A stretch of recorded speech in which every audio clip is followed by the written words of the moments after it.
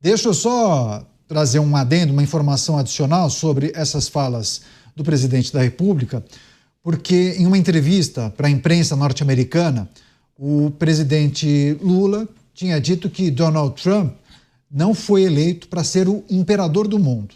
E aí, durante uma coletiva de imprensa, a porta-voz da Casa Branca, Caroline Leavitt, rebateu o brasileiro e disse que o republicano não está tentando ser o imperador do mundo e falou sobre a investigação que Trump pediu contra o Brasil. A nossa produção também separou esse trecho e fez a tradução. Vamos acompanhar. O presidente certamente não está tentando ser o imperador do mundo.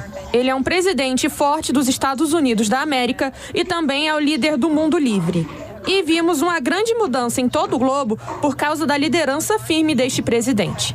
Em relação ao Brasil, o presidente enviou uma carta anunciando a nova porcentagem tarifária e também instruiu nosso representante comercial a iniciar uma investigação sobre o Brasil, de acordo com a seção 301 da Lei de Comércio de 1974, criada para tratar de práticas estrangeiras injustas que afetam o comércio dos Estados Unidos. Há anos sabemos que as regulamentações digitais do Brasil e as fracas proteções à propriedade intelectual prejudicam nossas empresas de tecnologia e inovação. E sua tolerância com desmatamento ilegal e outras práticas ambientais colocam em desvantagem competitiva os produtores, fabricantes, agricultores e pecuaristas americanos, que seguem padrões ambientais mais elevados. Este é o presidente que sempre age no melhor interesse do povo dos Estados Unidos. Chamar o Cristiano Beraldo, porque eu, inclusive, li algumas análises a respeito que indicam que, como se o presidente brasileiro falasse as coisas, muitas vezes de improviso, mas é como se ele não tivesse a noção de que, hoje em dia, com o mundo conectado, totalmente conectado, você fala um A no Brasil, isso já está disponível online, dali a 5 minutos para qualquer pessoa observar, né? Os tempos são outros. Será que não há esse tipo de cálculo, que uma declaração como essa pode reverberar e soar muito mal? Tanto que a porta-voz de Donald Trump rebateu ao questionamento do jornalista que lembrou a ela sobre essa declaração do presidente brasileiro. Beraldo. Neto, a gente pode fazer duas leituras desse posicionamento do presidente brasileiro, que não é um posicionamento pontual, é a continuação de uma conduta em que o atrito com os Estados Unidos parece dominar o propósito que existe. Mas esse tipo de comportamento ele pode se dar como naquelas cenas que a gente de vez em quando vê ou na vida real, nos filmes. Está lá um sujeito fraquinho dentro da boate, fica embriagado e resolve arrumar confusão com um sujeito mais forte que está dentro do mesmo ambiente. Vai lá, empurra, xinga a mãe, pisa no pé, até que toma um safanão e cai desacordado pelo chão. Outra possibilidade é que isso seja uma atuação convicta. Ele tem convicção de que é preciso estressar ao máximo a relação com os Estados Unidos para justificar todas as medidas tomadas que estão favorecendo a relação do Brasil com a China. Eu, sinceramente, acredito que há um prazer pessoal em agredir Donald Trump em razão da posição de Donald Trump contrária à eleição de Lula. É preciso lembrar que Donald Trump fez campanha para Jair Bolsonaro, gravou vídeos durante a eleição e, por fim, Lula saiu vitorioso. Agora ele parece estar querendo se vingar e colocar para fora toda esta mágoa.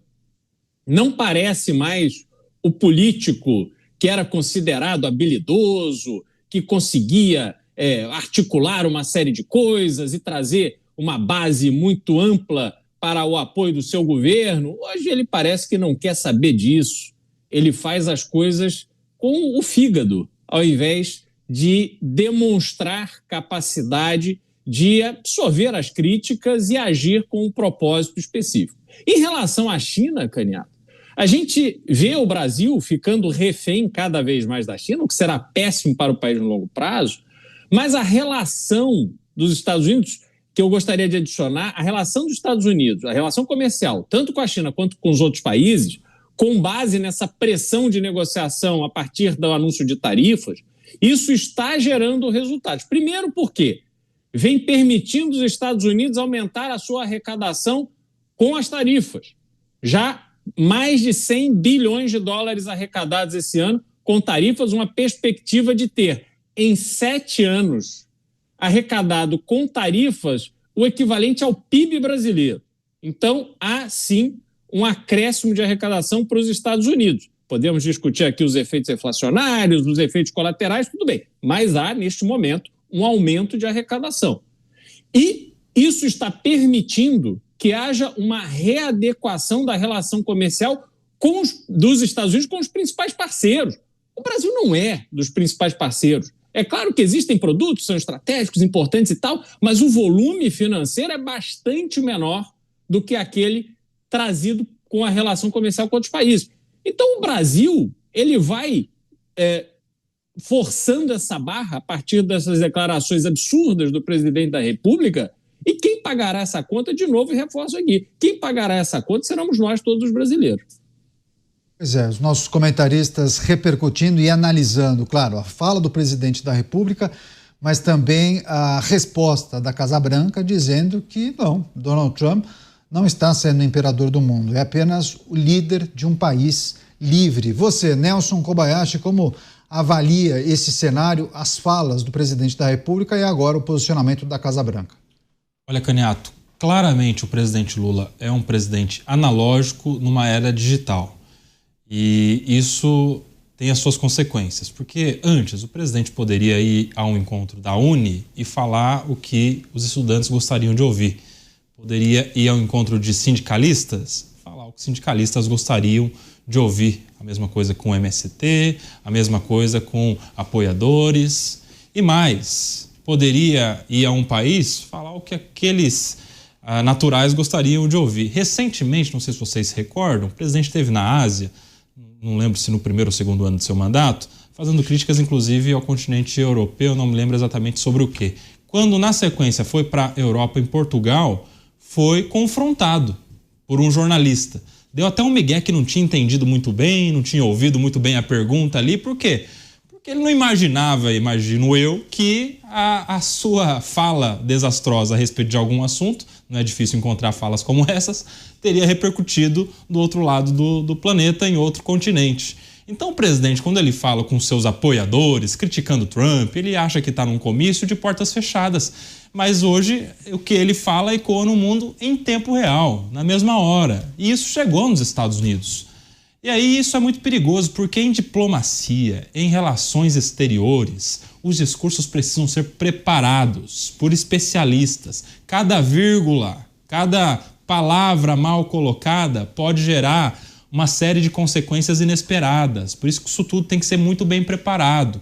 Mas o presidente Lula está achando que pode sair falando de improviso com críticas duras contra os Estados Unidos. Ele está falando que o presidente americano quer ser imperador do mundo. Isso aí envolve várias questões, falta de compromisso com democracia, desrespeito à soberania dos outros estados. Enfim, se você destrinchar esta frase, isso significa uma série de equívocos imperdoáveis de um presidente que se diz democrata. Ou seja, isso pega muito mal e não é bom para o Brasil, que historicamente, não estou falando do presidente Lula, estou falando do país, do Brasil, historicamente tem um estado de neutralidade, né? É por isso que liderou, inclusive, lá a criação da Organização das Nações Unidas, quando a ONU tinha a sua relevância, hoje não tem mais nenhuma. Então, assim, isso é muito ruim para o Brasil e para as consequências que isso pode gerar nas relações com os Estados Unidos. O presidente Lula pode não gostar do presidente Trump, mas Brasil e Estados Unidos têm uma relação comercial das mais importantes, tem uma história de relações diplomáticas que precisa ser preservada. Casa Branca rebatendo a declaração do presidente brasileiro, e aí a porta-voz disse o seguinte: o presidente, Donald Trump, certamente não está tentando ser o imperador do mundo. Ele é um presidente forte dos Estados Unidos da América e também é líder do mundo livre. E vimos uma grande mudança em todo o globo por causa da liderança firme deste presidente. Você, Dávila, qual é o diagnóstico para esse imbróglio as falas do presidente brasileiro em uma entrevista a uma jornalista de um canal de notícias norte-americano, e aí a Casa Branca se posicionando de forma oficial. Canhato, a política de um presidente populista é sempre minimalista. Ele sempre está, em qualquer situação, no palanque, falando para sua plateia, para sua claque. Ele não fala como... Ele esquece o chapéu de defensor do interesse nacional, de ocupar o cargo de presidente da República. Ele é esse militante constante falando para sua audiência. Não importa se ele está dando uma entrevista para um repórter estrangeiro, para um repórter da Uni ou para um repórter do Irã. Para qualquer um, ele vai usar aquilo como um palanque para divulgar as suas propostas, a sua afinidade com o povo. Não existe interesse nacional, não existe chefe de Estado, chefe de governo, só existe o demagogo populista falando para a sua audiência. É isso o tempo inteiro. Agora, isso é ruim? Ué, parece que dá resultado. Olha as pesquisas, com todos, um governo envolvido no escândalo de corrupção do INSS, maior taxa de juro dos últimos 20 anos e jogando o povo na inadimplência e o maior número de empresas em falência, maior taxa hoje de inflação dos últimos anos, quebrando todas as metas. E aí, tem lá na pesquisa, está lá no segundo turno sendo candidato competitivo. Então, de alguma forma, todos esses desaforos que ele comete para atender a claque, a tribo, os seus seguidores, parece que está valendo a pena para o governo, não é? Está aí as pesquisas mostrando que ele continua sendo um candidato competitivo e tal. Ele não está nem aí para o Brasil, ele está destruindo o capital político do Brasil. E quanto mais ele atua dessa forma minimalista, sempre no palanque, sabe o que acontece? O Brasil se torna um país cada vez mais irrelevante na cena externa. Ninguém hoje dá a menor importância para o Brasil. A diplomacia brasileira está no seu apogeu da irrelevância. E como bem lembrou aqui o Kobayashi, na época que nós tínhamos o Oswaldo Aranha participando da criação da ONU, ou tendo o ouvido, esse sim, acesso ao presidente dos Estados Unidos, Franklin Roosevelt, trazendo a primeira siderúrgica para o Brasil, hoje nós temos o Rasputin, que toma conta da política externa brasileira há mais de 20 anos. É isso aí, é essa irrelevância do Brasil. Quanto mais populista é o presidente da República, mais irrelevante e insignificante o Brasil se torna na arena internacional. Agora, nós trouxemos um trecho da manifestação da porta-voz da Casa Branca sobre o Brasil, mas teve uma fala adicional, viu, Beraldo, que ela menciona a carta enviada de Donald Trump ao governo brasileiro. Ela comentou também sobre aquela investigação em andamento, sobretudo em relação à regulação digital no Brasil. Ela fala na fraca proteção à propriedade intelectual, aquela investigação que vem sendo feita por um órgão do executivo norte-americano, e falou sobre a tolerância do Brasil com o desmatamento ilegal, outras práticas ambientais que colocariam os produtores, fabricantes e agricultores norte-americanos em desvantagem competitiva. Por que eu chamo a atenção para essas outras manifestações da porta-voz? Ela não menciona Jair Bolsonaro, amizade, um homem bom, que ele é honesto. Enquanto Donald Trump trouxe essas impressões, e assim, claro que os jornalistas ficam martelando nesse ponto e sempre batendo nessa tecla. A porta-voz não, deu um posicionamento muito mais técnico em relação a essas questões. Você acha que a gente aos poucos começa a identificar justamente qual é o objetivo do governo norte-americano com aquela carta, com a taxação, ou você acha que pode ter havido um ajuste aí de discurso? Neto, fica clara a separação do que é a opinião do presidente Donald Trump, o que é a relação pessoal dele, a opinião pessoal dele sobre o que está acontecendo com Jair Bolsonaro e sobre o que está acontecendo no Brasil como um todo, da atuação da Suprema Corte brasileira naquilo que diz respeito ao cerceamento da liberdade de expressão. E isso está separado do que é a opinião da Casa Branca, do poder executivo norte-americano.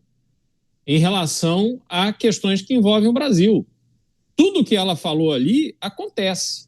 Quer dizer, o governo foi eleito com esse discurso salve a Amazônia. Musiquinha, artistas se reuniram, tocaram a musiquinha, salve a Amazônia. O que está acontecendo agora sobre o silêncio desses hipócritas que ficavam aí acusando todos que não sejam de esquerda porque não querem defender o meio ambiente, porque não protegem a Amazônia? Agora temos aí queimadas recordes.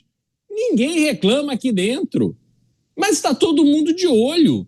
Não se pode fazer impunemente a COP30, querer posar de autoridade máxima do meio ambiente no mundo. Não vamos explorar petróleo na foz do Amazonas, porque isso coloca em risco as nossas florestas. Isso, vamos fazer a COP30 em Belém, torrar centenas de milhões de reais de dinheiro público para fazer um evento que jamais deveria ter acontecido numa cidade que não tem a menor infraestrutura para receber um evento internacional dessa magnitude, mas estão lá querendo posar de referências mundiais de defesa do meio ambiente. Não são o contrário. Estão silenciosamente permitindo uma avacalhação total no controle das queimadas.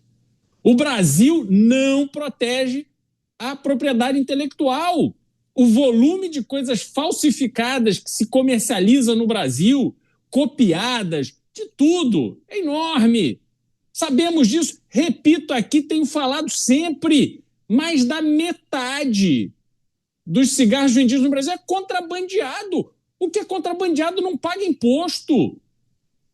Produtos fabricados nos Estados Unidos, que são desejados pelos consumidores brasileiros, ao fazerem todo o trâmite normal, legal, de importação, são submetidos a uma carga tributária gigantesca. Eu prestei atenção outro dia, Caniato, na nota fiscal de uma mala de viagem, dessas que você despacha na companhia aérea.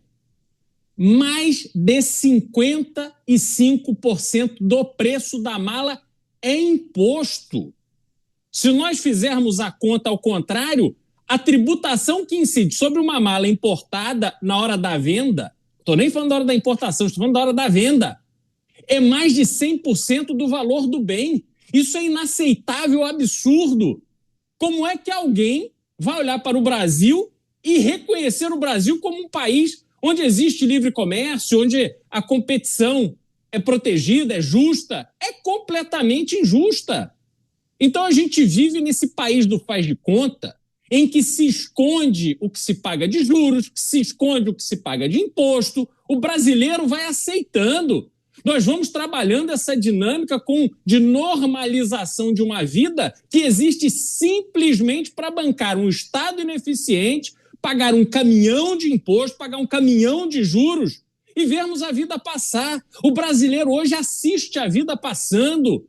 Nós não vemos as famílias brasileiras com planejamento de prosperidade, vendo seus filhos bem formados, abrindo novos horizontes. Não, quando acontece é por sorte. É por sorte, é uma eventualidade. Porque a chance dos filhos dessas famílias criarem os seus filhos em esgoto a céu aberto, com uma escola de 5ª categoria, é enorme. Então, este Brasil é o Brasil do atraso. Essa dinâmica da cara de pau do governo mantém o Brasil no atraso. Só que está todo mundo vendo. Ninguém se engana em relação ao Brasil. Enquanto o Beraldo falava de falsificação, pessoas da nossa audiência lembraram que existem streamings que falsificam e quebram todas as senhas. Então você consegue assistir todos os filmes, todos os canais de TV por assinatura, inclusive os jogos de futebol de pay-per-view que você tem que pagar à parte. Você compra um aparelho e nessas localidades de comércio popular, como na 25 de março, e aí tem um serviço ilegal que vende todos os serviços de TV por assinatura reunidos em um único produto. Olha só que loucura. Não pagam absolutamente nada. Você, Koba, queria também que você discorresse sobre esse discurso feito pela porta-voz da Casa Branca, não mencionando nenhuma demanda que nos faça levar a entender que a motivação tenha sido Jair Bolsonaro e a possível condenação. Ela tratou de questões técnicas, né? Tratou de questões técnicas, porque é da sua função fazer isso, né, Canhato? Agora eu fico muito curioso para saber o que diria o próprio presidente Trump diante de uma acusação como essa. Não é impossível que essa manifestação, essa resposta venha a acontecer nos próximos dias. Porque se isso foi assunto na Casa Branca, por óbvio, o presidente americano está sabendo desta crítica feita pelo presidente Lula. E isso vai ser entendido como uma resposta à taxação e uma resposta ousada, inclusive, né? Porque quando o presidente americano taxa o Brasil, ele diz, inclusive, no trecho final da carta, de uma possibilidade de um acordo, de uma conversa. Depois ele deu aquela entrevista falando que para esse momento não, mas que as portas estão abertas em um momento oportuno para um diálogo. E o que vem do Brasil, do presidente da República, uma manifestação ousada dessa. O presidente brasileiro imputando ao presidente americano a intenção de ser imperador do mundo. Ou seja, o que pode vir a partir daí? Se o presidente americano trata tudo como um jogo de cartas ou como um jogo de tabuleiro, qual vai ser a próxima jogada diante desta jogada do presidente Lula? Será que o presidente brasileiro fez isso pensando nas consequências? Ou agiu inconsequentemente? Ou simplesmente falou para ganhar ali uma salva de palmas da sua torcida organizada, dos seus apoiadores, dos seus eleitores? Enfim, eu não sei. Eu acho que o presidente se emociona diante de uma plateia de apoiadores. Porque será que o presidente Lula diria isso tete a tete com o Donald Trump, frente a frente? Eu imagino que não. Então, a preocupação agora são as consequências dessa fala do presidente Lula.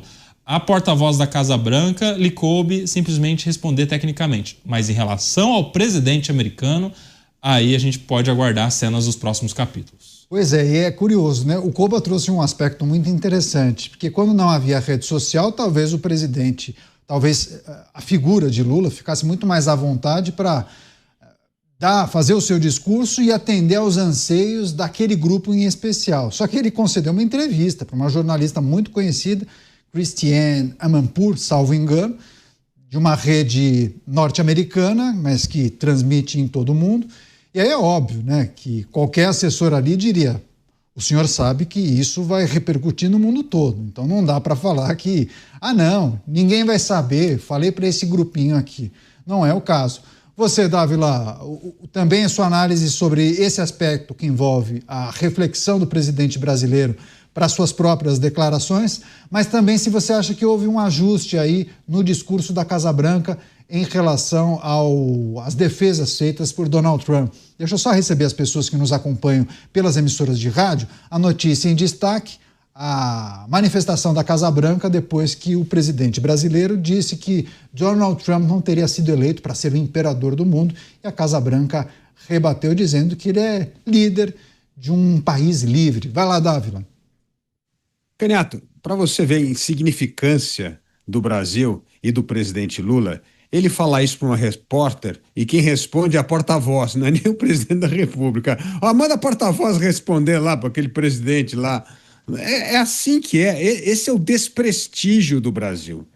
E Donald Trump é um presidente que, com toda a maluquice dessa negociação dele, desse jeito translocado dele, ele tem método. Ele está ali defendendo algum interesse americano. Então, como bem disse o Koba, no caso do Brasil, tem muito a ver com essa movimentação do presidente Lula de querer acabar com o dólar como moeda internacional. E essa grande amizade por Bolsonaro, na época que Bolsonaro era presidente, o Trump subiu a tarifa do aço brasileiro. Não tem conversa, não. Amigo, negócio essa parte, que vão aumentar o imposto da tarifa do aço brasileiro. Então não tem esse negócio. Essa história de que diplomacia da amizade existe, diplomacia é defender o interesse nacional. E isso o governo brasileiro não faz. Transformou a nossa diplomacia no que eu chamo desse circo da militância de esquerda. E não tem nada a ver com o interesse nacional. E o Trump, olha lá, agrada, defenda meu amigo Bolsonaro, tá, mas no fundo, quando tratava mesmo com o Bolsonaro, não aliviou em nada. Ele falava que o Bolsonaro era negociante duro uma ova, porque ele pegou, aumentou a tarifa dos preços brasileiros aqui, do seu amigo, entre aspas. Então não tem isso na diplomacia. Então o Brasil precisa voltar a ter a sua diplomacia de qualidade, defesa dos interesses nacionais, como foi ao longo de muitas e muitas décadas da nossa história. Isso só acabou no governo Lula. Até o governo Fernando Henrique nós tínhamos uma diplomacia de Estado. Depois começou essa diplomacia militante, destrambelhada, no qual o interesse nacional é colocado em segundo plano. Então, assim, o Brasil precisa voltar a ter esse Itamaraty forte. E, felizmente, com toda essa maluquice, ainda tem gente muito boa dentro do Itamaraty, ainda tem aquela velha geração de pessoas que realmente lutam pelo interesse nacional.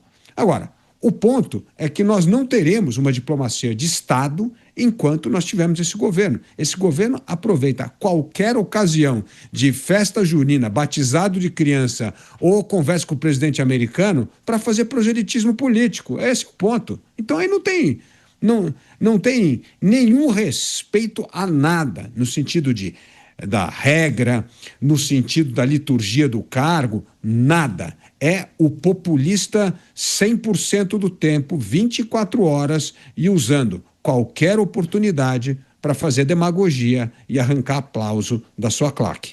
Pois é, vou pegar justamente desse ponto e passar para o Cristiano Beraldo, que é o tema, inclusive, da nossa enquete, viu, Beraldo?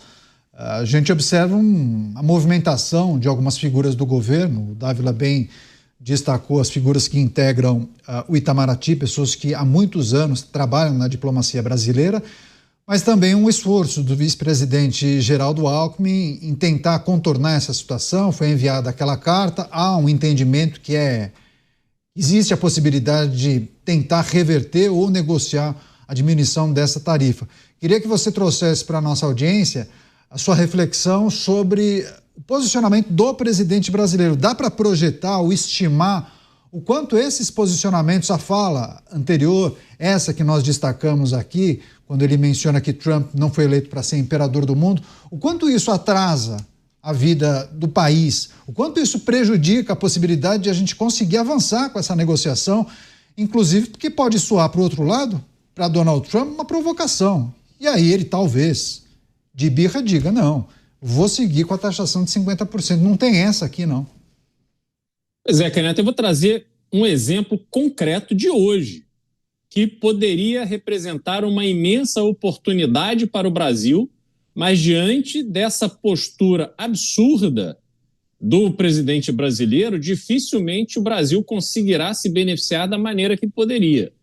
Hoje, o presidente Donald Trump, com o secretário de saúde norte-americano, Bob Kennedy Jr., que administra, só um adendo aqui, a Secretaria de Saúde, que equivale ao Ministério da Saúde brasileiro, a Secretaria de Saúde dos Estados Unidos administra um orçamento que é praticamente o mesmo tamanho do PIB brasileiro. Este é o tamanho, a dimensão do que representa a Secretaria de Saúde nos Estados Unidos. Eles anunciaram, fizeram um acordo com a Coca-Cola para que ela substitua nos Estados Unidos o uso de xarope de milho para adoçar a Coca-Cola por açúcar de cana-de-açúcar. Como os Estados Unidos não produz cana-de-açúcar, obviamente eles vão depender ainda mais da importação da cana-de-açúcar para poder suprir este gigantesco consumidor dessa matéria-prima que é a Coca-Cola. Isso seria uma oportunidade de ouro para o Brasil. O Brasil tinha que estar lá primeiro da fila, dizendo, olha, eu tenho aqui um volume para trazer para cá, nós vamos adequar a nossa produção, o governo brasileiro poderia estimular a produção de açúcar, mas não, nós estamos brigando com o maior mercado consumidor do mundo e não vamos conseguir aproveitar oportunidades que vão aparecendo dia após dia, por uma postura absolutamente egoísta de quem só pensa nas próximas eleições e não pensa no país. fica olhando com a Secretaria de Comunicação, fica olhando, a minha popularidade subiu ou não? O que eu devo fazer aqui para resgatar a minha popularidade? Não tem compromisso com o país, é simplesmente olhando a questão da popularidade e as intenções de voto para a eleição do ano que vem. Nesta dinâmica, com esta preocupação, Canhoto, o Brasil não conseguirá jamais chegar no cenário ótimo de entendimento com os Estados Unidos. É possível que haja um adiamento? É possível. É possível que haja uma redução da tarifa? É possível. Agora, este adiamento será pelo tempo máximo? Não será. Esta redução eventual das tarifas será para o patamar mínimo? Também não será. Até que tenhamos alguém liderando o processo diplomático e negocial em nome do país, dentro de uma atuação reta, uma atuação alinhada e coerente, nós nunca teremos de um parceiro comercial tão importante e estratégico como os Estados Unidos as melhores condições para continuarmos fazendo o nosso comércio.